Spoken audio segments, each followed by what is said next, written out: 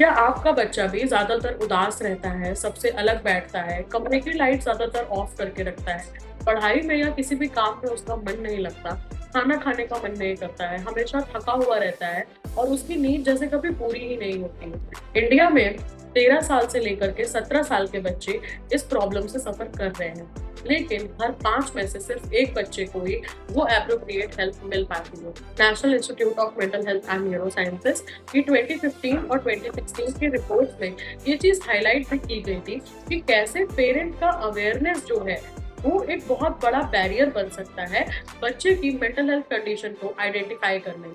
World health organisation की 2021 report में ये चीज फाइंड आउट की गई थी कि पेरेंट्स कैसे अब बच्चे के इन्हीं इमोशंस को इनवैलिडेट कर देते हैं, उसे नखरा, ड्रामेबाजी, ओवर एक्टिंग, काम चोरी का नाम दे करके। और बच्चों के जो लो सेल्फ एस्टीम, एंजाइटी, डिप्रेशन के रीजंस हैं वो इससे क्लोजली लिंक्ड है।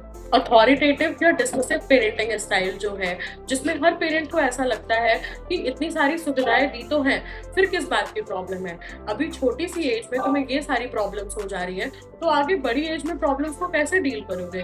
तुम्हें खाना पीना सब कुछ प्रोवाइडेड है, उसके बाद भी तुम्हें ये प्रॉब्लम्स कैसे हो सकती हैं। ये तो समझिए वही बात हो गई कि जैसे आपके पास सब कुछ था, सारी सुविधाएं थी, खाने पीने को भी सारी चीजें थी, लेकिन कैंसर कैसे हो गया, ट्यूमर कैसे हो गया या फीवर ही कैसे हो गया। And this parenting style is closely linked to higher risk of depression, emotional dysregulation and low self esteem in children.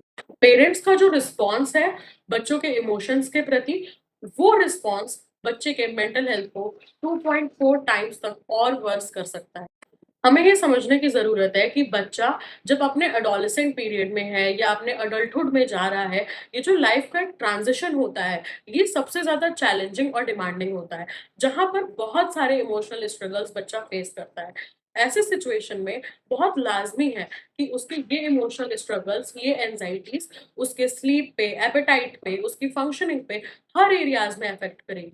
अगर आपका बच्चा ऐसी सिमिलर सिचुएशंस फेस कर रहा है, तो उसे समझने की कोशिश कीजिए, किसी और से कंपेयर करके उसे अपने से और दूर मत कीजिए। ऐसा नहीं है कि वो रिबेलियस है, वो ओवरवेल्म्ड है, उसे एक ऐसे स्पेस की ज़रूरत है जहाँ उसे कोई समझने वाला हो, कोई उसे सुनने वाला हो और पेरेंटल हीलिंग सबसे बेस्ट सपोर्ट होता है। तो क्या आप अपने बच्चे को ये सपोर्ट देने के लिए तैयार हैं?